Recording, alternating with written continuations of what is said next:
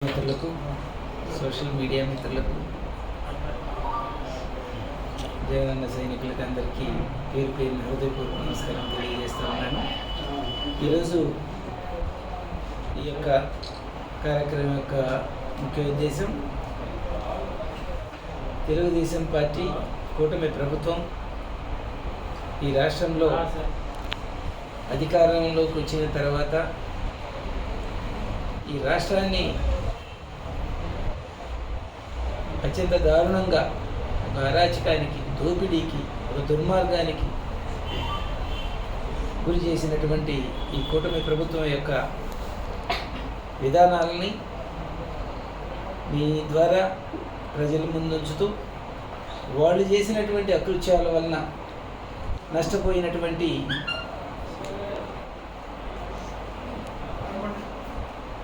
YSR Congress party కేడర్కి, వాలంటీర్లకి, ఎవరైతే కార్యకర్తలకి, ఎవరికైతే అన్యాయం జరిగిందో, ఎవరి మీదైతే దాడులు చేశారో వాళ్ళందరికీ జగన్మోహన్ రెడ్డి గారు ఒక ధైర్యాన్ని ఇవ్వడం, వాళ్ళకు ఒక చేదోడు ఇవ్వడం.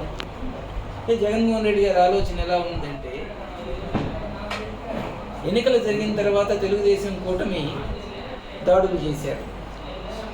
చిన్న చిన్న కుటుంబాలు అనేది కూడా చూడకుండా కులాలను తీసుకొని, మాదిగ కులం ఉంటే మాదిగ కులంలోనే కొంతమందిని అక్కడ గొడవలు చేయించి, మాలలుంటే మాలల్లోనే కొంతమందితో దాడులు చేయించి, కుమ్మరులుంటే కుమ్మరుల్లోనే కొంతమందితో దాడులు చేయించి, రజకులుంటే రజకులతో, కాపులుంటే కాపులతో, కమ్మాసుంటే కమ్మాసుతో, అలా కులాల వారీగా ఒక్కొక్క కులాల మీద అదే కులానికి సంబంధించి దాడులు చేయించడం.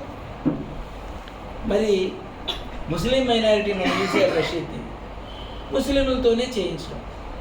అంటే ఇది డబ్బున్న వాళ్ళకి వీటిని తట్టుకునే శక్తి ఉంటుందో ఏమో తెలియదు, కానీ పేద వర్గాలకి ఆ చిన్న చిన్న దాడులు జరిగితే, వాళ్ళు హాస్పిటలైజ్ అయితే ఆ హాస్పిటల్లో వాళ్ళకి సంబంధించినటువంటి ఖర్చులు కానీ, వాళ్ళు కూలికి పోతే వచ్చే ఆదాయం పోయి మళ్ళీ హాస్పిటల్లో ఖర్చులు కూడా ఉంటాయని జగన్మోహన్ రెడ్డి గారు ఆలోచనతో పార్టీ తరఫున వైఎస్ఆర్ మన జాతీయ అధ్యక్షుడు వైఎస్ జగన్మోహన్ రెడ్డి గారు ఆ కుటుంబాలకి ఒక చేదోడులాగా వేమూరు నియోజకవర్గంలో దాడుల మీద ఒక 5గురికి 50,000 రూపాయల చొప్పున, ఒక్కొక్కరికి 50,000 రూపాయల చొప్పున చెక్ ఇవ్వడం జరిగింది.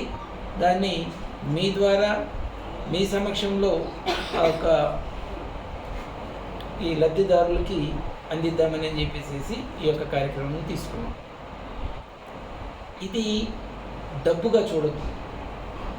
ఈ చెక్కుని 50,000 రూపాయలు డబ్బుగా చూడకుండా జగన్మోహన్ రెడ్డి గారు ఈ రాష్ట్రంలో ఉన్నటువంటి వైఎస్ఆర్ కాంగ్రెస్ పార్టీ కార్యకర్తకి ధైర్యంగా మాత్రమే చూడండి అని చెప్పేసి చెప్తా ఉన్నాను. ఎందుకంటే డబ్బుతో లెక్కేసుకుంటే పెద్ద పెద్ద నష్టాలు కూడా ఉన్నాయి. జరిగినంత నష్టం ఇవ్వాలంటే ఇదే కాకుండా మా నాయకులు చెప్తా ఉన్నారు, ఈ దాడుల్లో చేతులు ఇరిగినోళ్ళు, కాళ్ళు ఇరిగినోళ్ళు, ప్రాణాలు పోయినోళ్ళు ఒక ఎత్తు అయితే, పెద్ద ఎత్తున ఆస్తి నష్టం జరిగినటువంటి వాళ్ళు కూడా చాలామంది ఉన్నారు. మరి దానికి ఏ విలువ కట్టాలనేది దాన్ని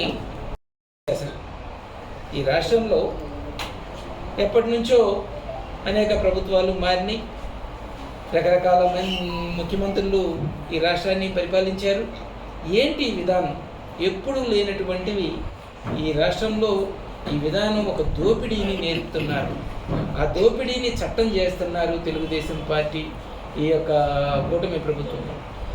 ఆ అరాచకాలని చట్టం చేస్తున్నారు, దాడుల్ని చట్టం చేస్తున్నారు, మరి చంపేదాన్ని కూడా హక్కుగా చట్టం చేస్తున్నారు, రెడ్ బుక్ రాజ్యాంగం పెట్టేసేసి.